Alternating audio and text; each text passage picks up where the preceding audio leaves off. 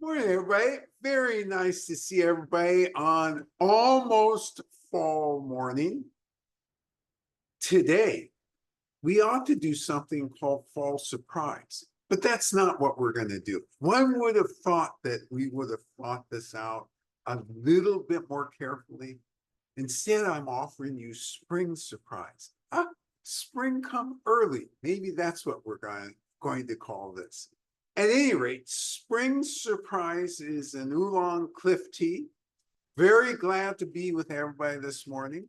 As usual, I'll start off with a little shop news, and then we'll get into the technical details about spring surprise. And by the end of this session, you'll know how to brew spring surprise. You'll know the overall components of how it's made. And you'll know part of what's special about coming from the Wuyi Mountains.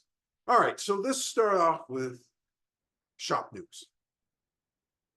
Lots of things to choose this week, but what I think we're going to do this morning is talk about a customer who we love and has been a friend of the shop for 8 or 9 years, coming in and out of the shop life over these years, sometimes being local and sometimes doing traveling, but always a friend of the shop, always interested in tea, and somebody who previously worked at a tea shop. In fact, a couple tea shops.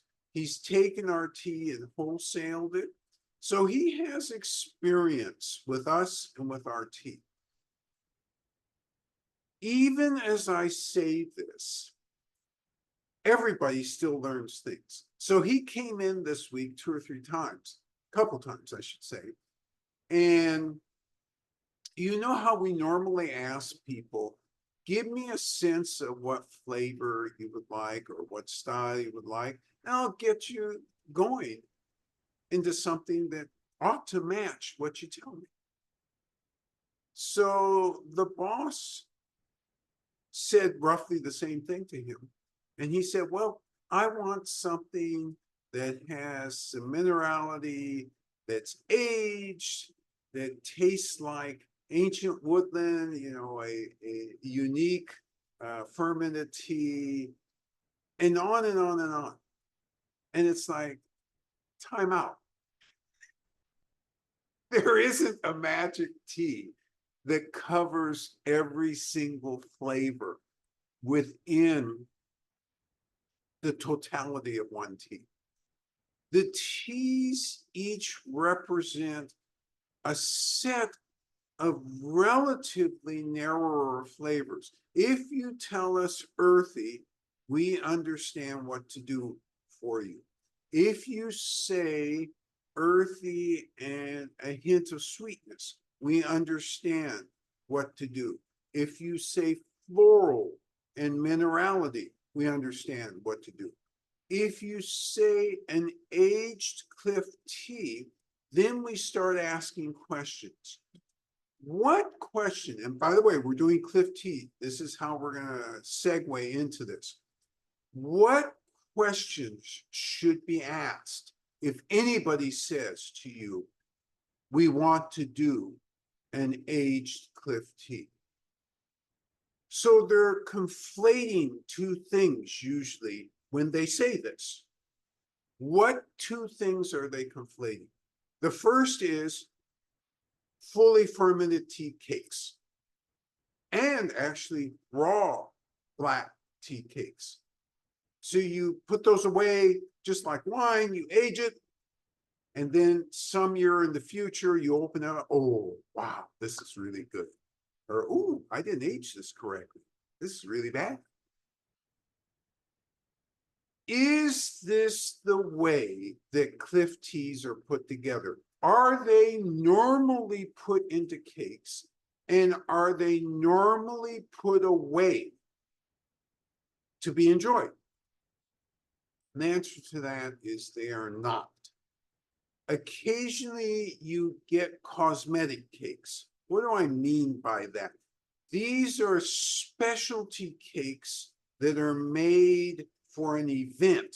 but they're not really cakes to put away. You normally don't think of aging Cliff tea that way. Why in the world would you age Cliff tea? Let's think about that in a minute. Sometimes the Cliff tea comes in too hot. Let's define what I mean by too hot. The minerality is very pronounced. The underlying charcoalness or roastiness is very pronounced. We know if it's in this shop because we know how to taste down into these teas. Okay, after a year, this is going to be really good. If you mean aged from that perspective, we absolutely get what you're talking about. If you mean, did this tea get put away for 20, 30, 40, or 50 years? The answer is no. Because typically, as you edge from 20 years and beyond, Cliff tea really loses its full punch. You can easily age Cliff teas for 10 to 20 years if you use the right storage conditions. So that's one thing that's meant by aged tea. What's the other thing that's meant by aged tea, which is really, really important? And this is the confusion that came in to this customer's question this week, because he didn't mean aged as in a cake, although it sounded like that when he asked the question. As we explored, what he was really talking about was ancient tree tea. We've all dealt with ancient tree tea in here, up to 2,200, 2,300, 2,400 years old tea trees. And therefore, sometimes that's called aged tea, but that's a shortcut for ancient tree. So tea from ancient tree is going to give you certain characteristics, both in terms of feeling, energetics, the sense of warmth, the sense of groundedness that you wouldn't get in plantation tea. All right, so I'm using a bunch of technical terms. Let's get ourselves all on the same boat. When I say aged, at a minimum 800 years old in terms of the plant itself. Then that can go up to 2,500, 2,600 years old.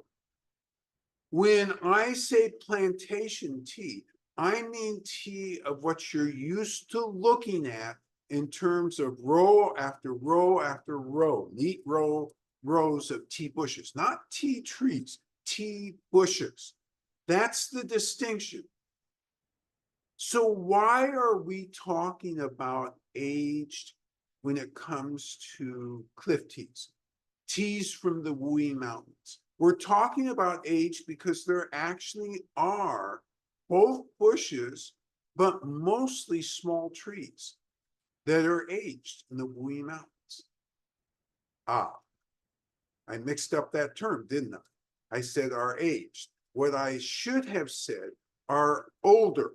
They are 70, 80, 90 years old. You have bushes / trees that are up to 400 to 500 years old. And the tea material that they produce belongs to the class that would be called aged tea, not ancient tree. Remember, ancient tree, we got to get up to about 800 years old before you can really safely say ancient tree. But aged also implies something. It implies a difference in what a varietal and how a varietal is going to express itself. Okay, so that was the opening round of what I wanted to get through today that this customer brought in. And it was really, really interesting because we had a really well-informed conversation. Earthy is earthy, from a fermented tea perspective, you never get that type of earthiness in cliff teas. Never. Not unless somebody has made some horrible mistake. So what we're talking about is top of the line in both fermented teas and in cliff teas. That's what we're talking about. All right, let's segue into spring surprise. So as I've already alluded, it's a cliff tea. What does cliff tea mean?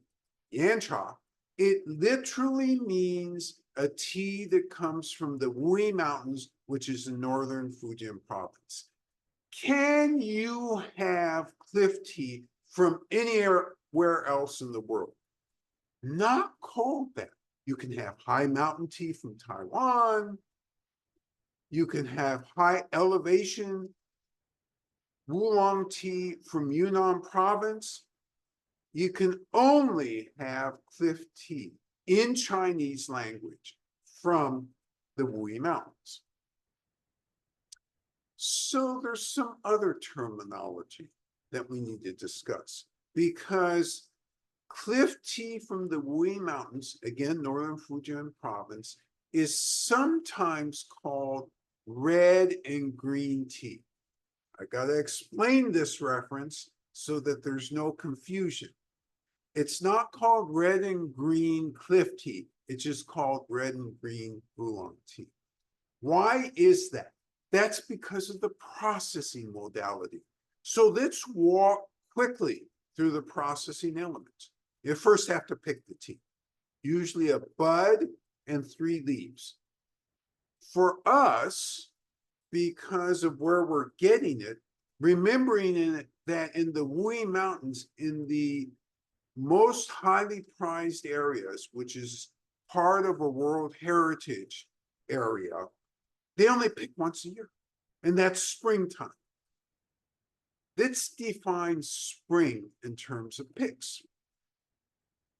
Middle to late March, all the way through middle of May.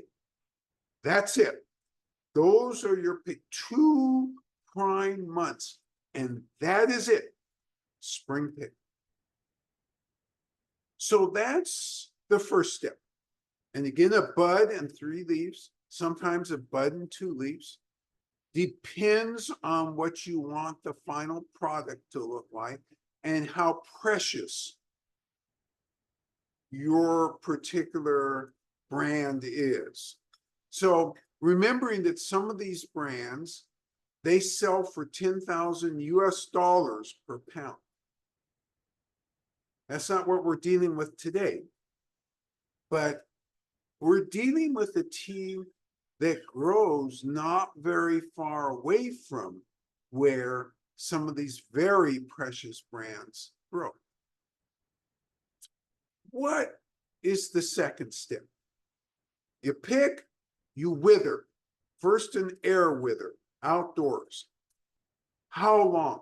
Don't ask me that question, because every farmer is different. So this is like everybody who makes chocolate chip cookies. Everybody does it differently. But we all at some point put it in the oven, right? And we all at some point let it put a little chocolate in there. Otherwise it's not chocolate chip. So air dry for X amount of time, then indoor dry for another X amount of time. And what are you trying to do? You're trying to reduce the moisture in the leaf so that it's pliable. When the leaf is fresh and you try and rub it and shape it, it falls apart. Very ugly. When it is lost 40 to 60% of its moisture, oh, this is very pliable. You can rub it around, change its shapes, doesn't break apart. Okay. So that's part of the process. That is the drying part. The next part relates to this red and green. And you guys are so far into tea knowledge, I can tell this to you. I normally would never say this to a customer because they wouldn't understand it insofar as they mostly wouldn't have experienced it.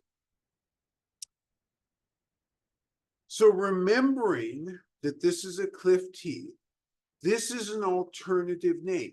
And what they call it is 3 reds and 7 greens. And this has a direct relationship to the next step after drying. And that is they bruise the tea leaves. So when you bruise the tea leaf, you're trying to expose the innards, the interior material to oxygen. Because when you do, the enzyme which causes oxidation is exposed and it changes the nature of the leaf. So the 3 reds refer to, in the old days, and this was any farmer who isn't using the absolute oldest traditional craftsmanship, was shaking the leaves physically and trying to get them to land on the edges of the leaves and produce a halo kind of effect around the edges of the leaf, which would cover about 30% of the leaf. And those would be bruised and turn red. It's very simple. This is a process, a physical process which turned the leaf a third red. And then the other 70% was green because it wasn't bruised that much. That's all this refers to. But you'll hear people sometimes, especially in China, you won't hear it here because most people here aren't exposed to this language. But just in case they are, and they misuse it, because they frequently do hear it because they don't understand the principle of it, you know the principle. You bruise the leaf until about 30%, preferably around the edges. If you're a real craftsman, you're able to do that. When you watch the real craftsmen in China, they throw these leaves up and down. You think about when you do it yourself. You know, you're throwing stuff up and down.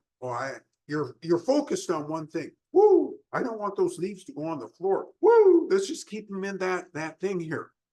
In China, that's not their thought process. When they're doing this up and down, these guys have been doing this for 30, 40, 50 years. So there's no thought of any leaf landing on the ground. They know that every single leaf is obediently going to come back to that tray and they're going to catch it on the edges of the tray and bruise the edges. That's what this thought pattern is. Now, obviously, there are a few stray leaves in every life when you're throwing this up and down. But that's the principle. So you bruise the leaves. For those who aren't doing traditional methods, they have a machine that will actually, you stuff it in this machine, it rotates around and it bruises the leaves. But it doesn't do it in this 3-7 pattern, and the leaf ends up being bruised. You can cause it to be bruised very deeply or less deeply. You do have that control as a farmer. There's pressure control. Basically, from there, you then shape the leaf. Whoops, I skipped a step. You don't shape the leaf yet. Once you get it out, either of the craft bruising or the machine bruising, you're in oxidation mode, right? Leaves are changing. Smell is wonderful. The color is deepening. But at some point, you got to stop this thing. Otherwise, you're going to have, in quotes, runaway oxidation. What is runaway oxidation? Runaway oxidation means you end up with red/black tea, where you're fully are almost completely oxidized. Remember, we're not trying to completely oxidize. This is called semi-oxidized tea, anywhere from 10% up to 70%. And in this particular case, with Spring Surprise, they wanted oxidized anywhere from 40 to about 55%. That's where they sit with this particular varietal. Every varietal, every farmer has a different recipe. And these are all recipes that they developed through lineage, because their fathers and their fathers' fathers and their fathers' fathers' fathers all did this stuff, and they developed the homebrew recipes, so to speak. So after you fry, leaves are very pliable. You roll them and shape them, and then basically you roast them. Now, I made a very complicated 26 to 30 step process sound really simple in 6 to 7 steps. Why is it? Well, first of all, it's easy to make it sound simple because these are the big boxes that they do. But do they do air drying once? No, they do it several times. Do they do roasting once? No, they do it 2 to 3 times over a 3-month period. Do they do rolling once? No, they usually do that 2 or 3 times.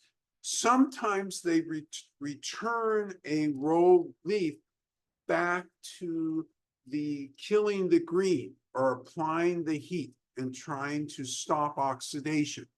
So there's all sorts of steps that are repeated. And at the end of the day, it's 26 to 30 steps over a 3 to 4 month period. And in fact, from pick time to actually going on the market, the earliest is about 5 months. We usually get the tea at about the 5-month period or mark, and we put it on the market here right away. In China, many times they wait until Chinese New Year's, which is an additional 3 to 4 months away. So their time to market can be as long as 9 months to a year before they actually put it on market. Why do they do that? They do that because the earlier it is on market, the more that minerality, the more the roastiness will be apparent, and sometimes it's overwhelming for tea drinkers. Now, for all of you who are used to this, you want that overwhelming. You want to taste it in that form because you know that over the next 30, 60, 90 days, it's going to mellow out, mellow out, mellow out, and just get better and better and better. So that's the process. What makes Spring Surprise different? Spring Surprise is a hybrid. It's not one of the original forms of tea in the Wuyi Mountains. It actually comes, the hybridized leaf comes from southern Fujian province, and it's related to Iron Goddess. Now, all of a sudden, that's going to explain a lot to you, because remembering, for those of you who've had Iron Goddess, what's a characteristic of Iron Goddess? No matter where you get it in southern Fujian, there's usually going to be some sort of forms associated with it. And it'll be lesser or more. I'm not going to give away the flavor profile of Spring Surprise, but now having gotten a hint from the hybridization, you'll have some understanding of how it gets to this particular position. See how I'm doing. Yes, I'm sensing that everybody's getting thirsty. So therefore, here's how this is going to go. We're going to have the tea master come up She will demonstrate how to brew this tea. And then I'll go and demonstrate how we should taste the tea, how we should start to make judgments. And then she'll brew along with you. So there's going to be two brewings here. First one, you're just watching. Second one, you'll brew with her.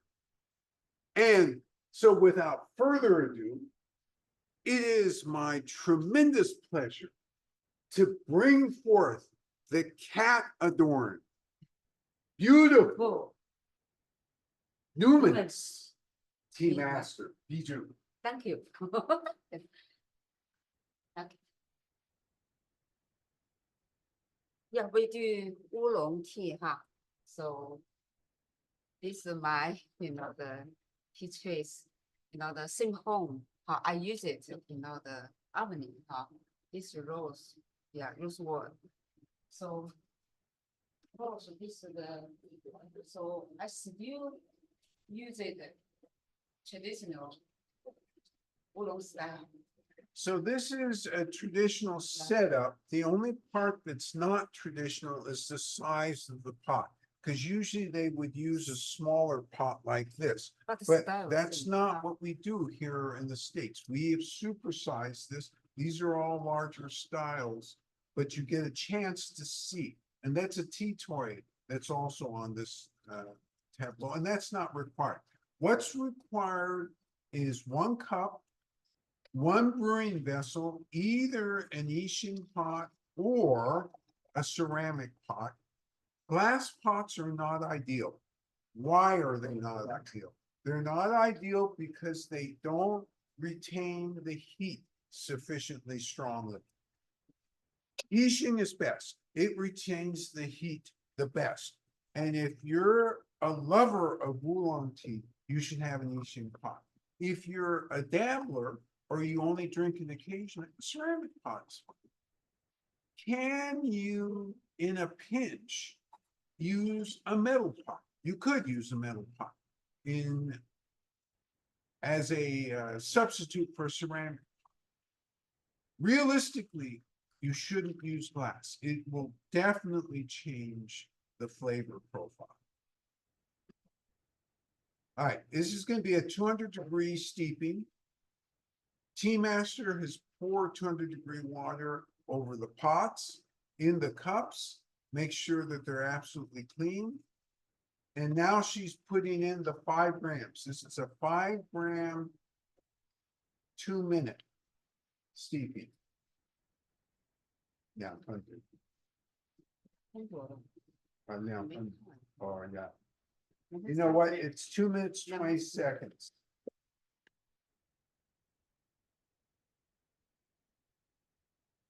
Whoops, she hasn't.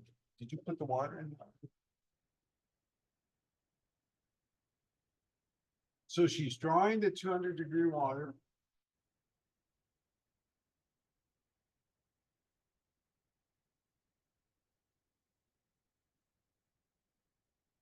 And when she put the leaves in there, I was talking, but she actually shook them up, trying to distribute the heat on the leaves.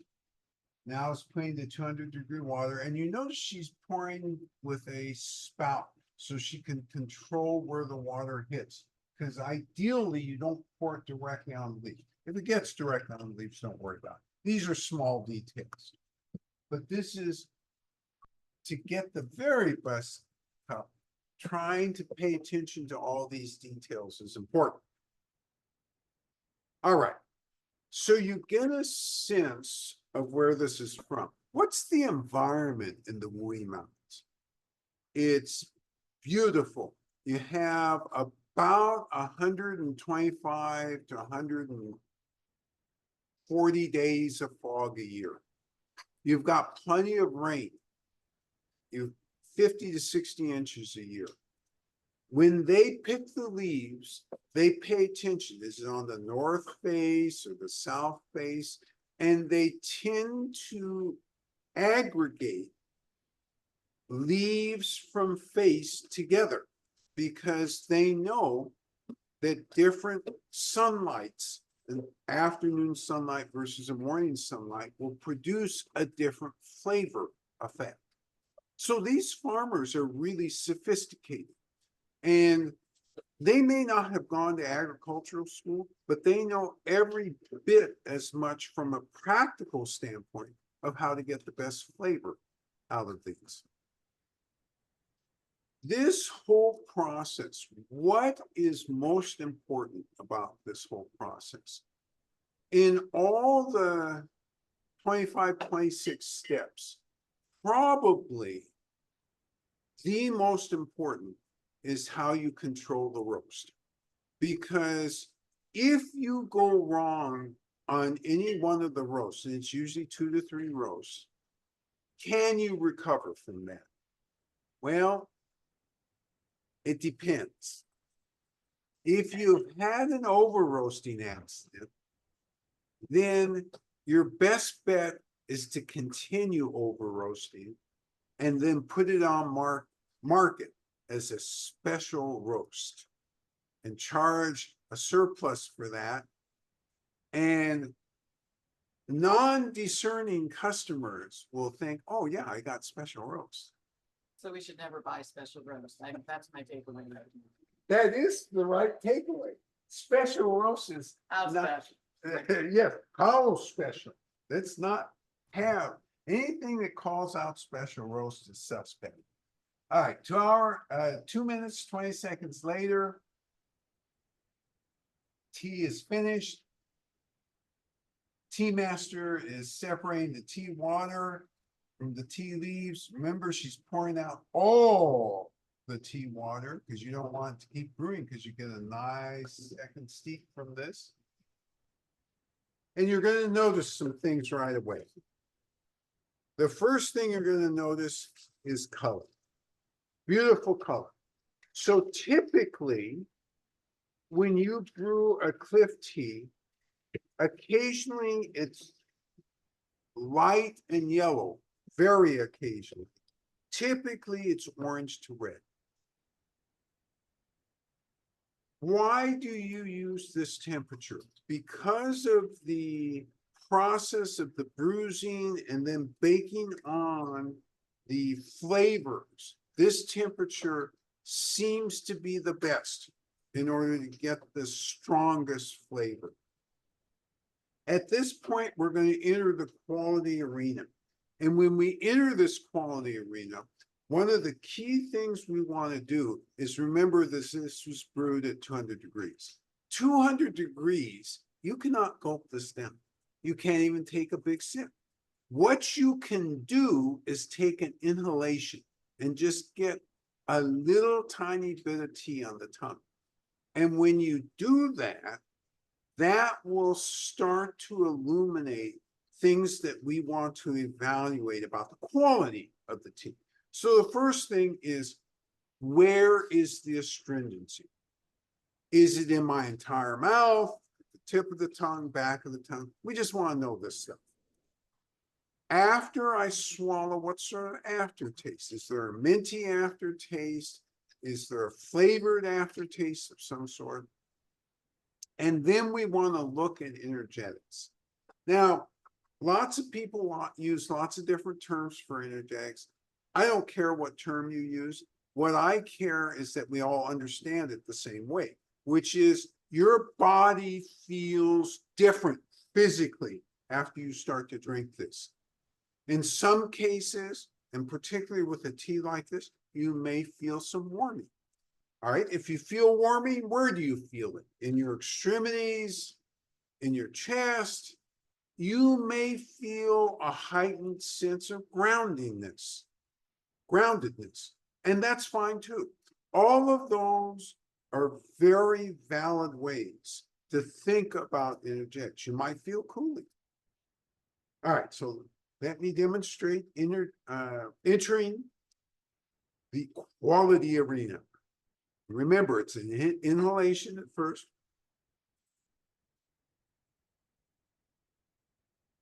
Because I certainly don't want to burn my tongue, nor anything else. Okay. Oh, and you're taking notes. I know where I'm feeling the dryness. And what's that dryness caused by again? It's caused by the polyphenols. Polyphenols are directly responsible for the dryness in your tongue. And that's how you know when somebody gives you something and they call it tea and no dryness on the tongue. It's like, what happened? Did you strain all the polyphenols out of this? Or is this not really tea? Then you're looking for an aftertaste. I catch an aftertaste. And by the way, we're all genomically different. So if you hear somebody say, oh yeah, I got the astringency or the dryness at the top of my mouth, and you get it on your tongue, there's nothing wrong with you. And there's nothing wrong with the first person. Genomically, we ought to be getting the signals differently. The energetics, I'm still working on. I'm going to take a second inhalation, verify what I think I understood by the first inhalation, and then in addition, think about aroma and think about taste. So let's do this thing. Not you, me.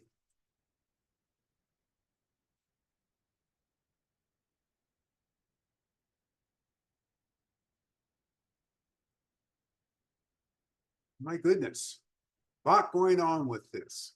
A lot going on with this. Okay, take some good notes with that. I've gone through the second one. Sometimes I sneak in a third one, especially if it's confusing to me. This one's pretty straightforward to me. So the other thing you're going to notice, and the reason you take notes is because particularly with cliff teas, as you drink down the cup, it cools. And as it cools, you take bigger and bigger sips, and more of your taste buds become involved. And as more taste buds become involved, a difference in understanding of the flavor, especially the flavor, comes to you. And this is typical. And we see this in every cliff tea tasting. All right. So make sure your equipment is all ready. Make sure you've got 200-degree water ready. And the tea master is going to go ahead and you're going to brew together with her. Remember to set your timer for 2 minutes and 20 seconds.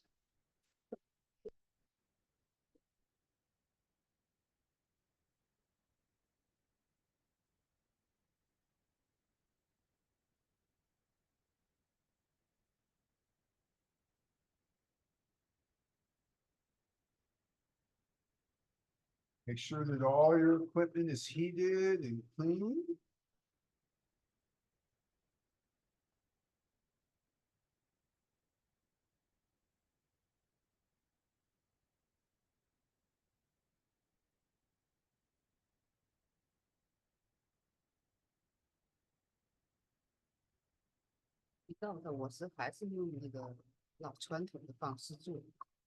So even though she's using a large cup, does this mean that she's left traditional methodology? And the answer is no. We have transformed traditional or used elements of traditional methodology when brewing this tea, including heating the outside of the pot first and the inside, making sure that we, as much as possible, when we pour the water in, that we pour it not directly on the leaves if possible. And remember, these are things that are all ideals, but you know what? How often do we all do the ideal? The answer is almost never. We try to do the best we can to get the best flavor. And if we do 90% every time, you're going to have a wonderful time with flavor, without question.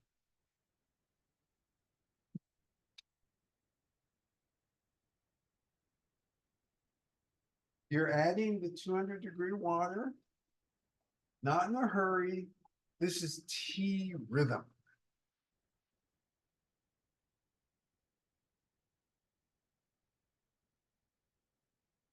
You cover, set the timer, and then we talk about terroir in a minute.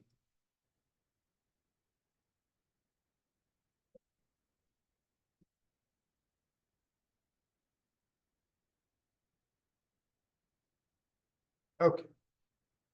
So what's the terroir of this area? This is very important. These are volcanic mountains. And you get distinct hints of the minerality of these mountains, the mineral taste from these mountains. This is what's so distinctive about this tea. It's been famous in China for a long, long, long time. And at some point, pre-Christ, they actually made tea bowls from the tea in this mountain and used to break it up and use it as medicine. So it was initially thought of as good for the body in terms of medicinal uses, and then later became a beverage. So by 200 AD, it was starting to be a regular beverage. Was it a cliff tea in 200 AD? Well, you could argue this one. You could say, well, didn't it grow in the cliffs like it does today? Isn't that the magic of it? Don't you think that the green tea that they made from this had that minerality in it? And you would be right. You could argue that this was a cliff tea because it really was. Same area. It became famous at the courts, that is at the imperial courts, very early on. By 400 or so, 400 AD or so, already nobles and officials from this area were sending gifts to the emperor. And they loved this stuff because it was so distinctive. It didn't taste like green tea from any other area. Why did I say green tea? Because at that time, all of these teas were being made using a green tea methodology. The cliff tea methodology that I described to you didn't come into existence until sometime in the Ming Dynasty. Ming Dynasty was 1368 to about 1635 or so. So later in the Ming Dynasty, this style of tea, and by the way, your timer went off. This is what your tea should look like approximately. And now we're going to enter the quality arena. And remembering, we're working with a very hot liquid. So this is inhalations. We don't want to be having that type of an accident.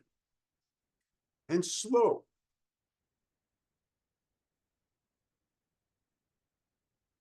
Rob shares, I found the warm leaves to have hints of charcoal and roast.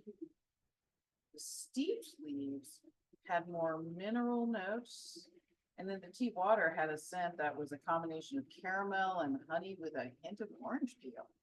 Love this description. The warm leaves had charcoalness to them. The wet leaves had More mineral notes. that's right, more mineral notes. And the tea liquid itself, the tea water itself, had sweet caramel and a hint of one more thing. Let's see, caramel, honey, and a hint of Honey. orange peel in the scent of it. So this in this, not the taste, but the scent of it was huge. Thank you. So the scent of it was huge. And we're talking about the tea water itself. And this is a great comment because the leaves, how many times do you see people go into a tea shop and say to the person behind the desk, can I smell the tea leaves? We always answer, well, if you want to, but it's not going to tell you the story. And right now, in Rob's description, did that hints of charcoal tell you the story of the real smell and scent of this tea? Not at all. Not at all. The story is wrapped up in the heated leaves. Yes. Erica says, well, I love all of your tea until I get a clip. And all others pale in comparison. I love this comment. So Erica says, you know, as a tea guy, you do pretty good with all the rest of your teas. I really love all of the teas until I come to a cliff tea. And then I know true love. And all of those other teas recede into the background. Great comment. You know, in our hearts, you know, all the teas in here are our children. And as you know, all children are equal in the eyes of their parents. Occasionally, though, the parents will admit to having a favorite. Do I want to admit to having a favorite? I'm not sure. Aggie says, for me, the heated dry leaves had small hints of floralness and caramel. So she got floralness and caramel out for the dry leaves. But then the wet leaves had more of floral scent and some vegetal like cucumber. And this thing is fresh. Tea liquor has a very nice aroma even as it cools. So this is a great comment. It's very interesting because at the tea liquor level, it's fresh and a nice aroma as it cools. And then Aggie notes in the wet leaves, they go from the dry leaves, which have hints of sweetness and caramel, to the wet leaves, which have vegetalness. And what was the other thing? It was vegetal. More florality and okay. vegetal. Florality and vegetalness. So what this tells you two things. First off, we all have a difference in terms of how we perceive things. That's good. That's zero problem with that. Second, it tells you that this morphs in every form that it has. So just like with Rob, there were three distinct forms: dry, wet, and then tea water. And Aggie had the same thing: dry, wet, and tea water. And you're all capturing many of the same things that Chinese tea drinkers, sophisticated Chinese drinkers, would capture, particularly the hints of sweetness, honey, florality, roastiness. All these, if I had blindfolds on and earfolds so that I wasn't unable to tell what my audience looked like or where they were from, this could be, you could all be from China talking about this. This is how good you are at detecting what you're tasting. Jen shares, we all know your favorite, John. Okay, Jen said they all know our favorites. Yes, it's true that as an understudy, I'm very bad at disguising what my favorites are. And then, but this is the life of an understudy, and I'm glad that you all appreciate that. You know, this is just understudy. Yes. Jen adds, I'm really enjoying this cliff tea. It's the perfect range of roast and minerality for me. Medium roast, full body. Medium roast, full body, perfect in terms of the range of florality. So it's not aggressively in your face, and yet it's not so submerged you can't detect it. It's just in that nice, pleasant, medium range. And this is how Jen perceives it. And this is a great comment because, again, remember, I said origin story of this was Iron Goddess Light. And Iron Goddess Light in southern China always has some florality, usually not as sophisticated is the wrong word, submerged as this is. This has florality, but submerged in a bunch of other things. Where does that come from? It comes from moving it from southern Fujian, where the terroir, the physical, geographical, and weather terroir is different than northern Fujian, where the terroir, the soil is distinctly different. And then after that, how many steps do they take in southern Fujian to put together a oolong tea? About 8 steps total.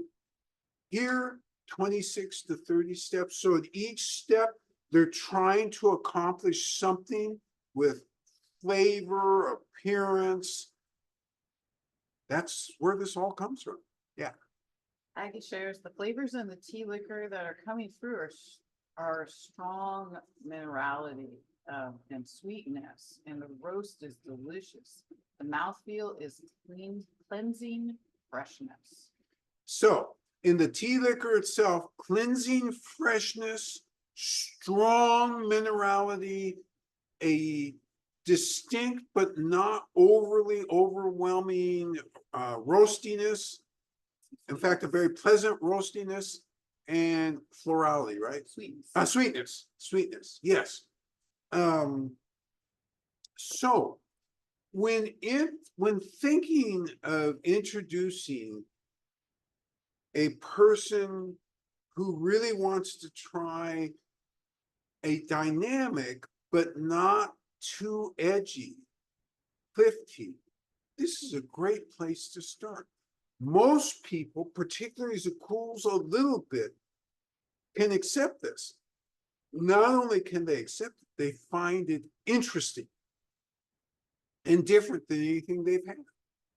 Yes. Rob's getting astringency across the top of my tongue. I agree with the comments on the roastiness, but I'm also getting a hint of spice. Oh, great. So Rob is he's agreeing with the previous comments about sweetness and a little bit of florality, but he's also getting a hint of spice. And I like this because I actually do get that slight hint of spice in this mixed with the minerality. I think both are kind of occurring together, and it's very distinctive, especially the way it appears to mix in this one. Great comment, Rob. Yeah. Jennifer shares, there's a comfort in the warming sense I get with this tea, like a big hug. Oh, love this. So this is energetics. This tea gives you a big hug. And what's implied here is there's a warmth. And by the way, for me, there's also a warmth. I find that I'm getting a warmth all over, especially the upper part of my body, which is different from many of the other teas. And by the way, typically you drink oolong from the Chinese traditional medicine point of view all year round, because you get, certainly in the winter, you get warmth. And the deeper, by the way, the roast is, the more warmth you're liable to get. But you also tend to drink this in other seasons as well, versus green tea, which is more of a summer, sometimes spring drink. The red teas, which are typically more of the fall and winter drinks. So great catch. Yeah.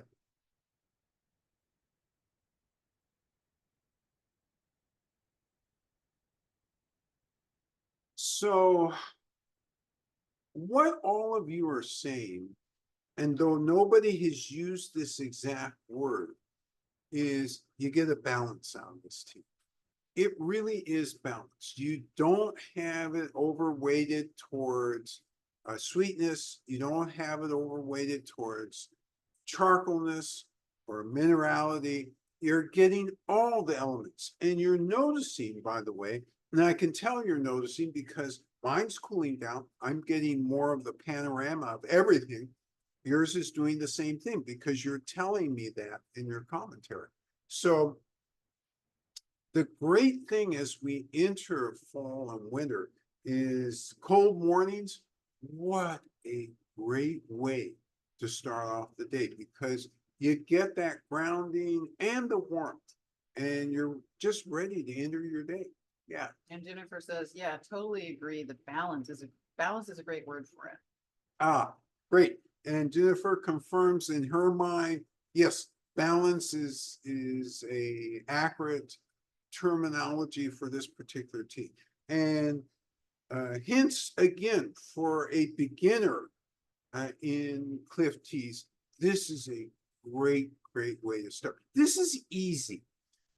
We have other Cliff teas that are extremely challenging, both from a flavor and an offset in terms of minerality and charcoalness that sometimes are extremely challenging for beginners. But when you start with this and start to move through the Cliff teas we have here, this is perfect because it shows you, it starts to give you range. It starts to give you context. All right, let's see how I'm doing. Oh, I'm doing almost finished. I love this tea. And I am so happy that we get a chance to start off this session with it. Over the next 6 sessions, I think 4 of them are going to be Cliff teas. Not the next 2, though. The next 2, this particular set, we thought we'd change it up a little bit because we've gone through the summer doing set after set and giving you context by set. Now, we decide to change this up and give you 3 different styles. So next week, we're going to move from, this is semi-oxidized into heavily oxidized. They were both styles were invented in the Wuyi Mountains. So we're in the same location, but we're doing something different. We're not in the same location from where the tea leaves come from next week. Next week, we're going to move to Yunnan. And oh, maybe there's going to be something special in that tea. Just maybe. I'm not clear. The last week, we're going to go from red back to the provenance, back to the original. Green tea, unconditional. Yes. Peggy says, this is great tea. The flavor lingers and it makes me feel comforted. Aggie notes, a great tea, flavor lingers, and most importantly, from an energetic standpoint, it makes you feel comforted. Again, it's that big hug, it's that warmth. You can't go wrong with this. If any of you got up out of bed this morning wondering, what type of day am I going to have? You now know you're going to have a great day. And that's one of the great benefits of doing tea tastings with us. A great day. What kind of a week are you guys going to have? You guys are going to have a great week. Your responsibilities this week: stay healthy. Really look forward to seeing everybody next Saturday. And next Saturday, I'm going to give you a standing ovation, I think. We'll see you next week. Bye-bye.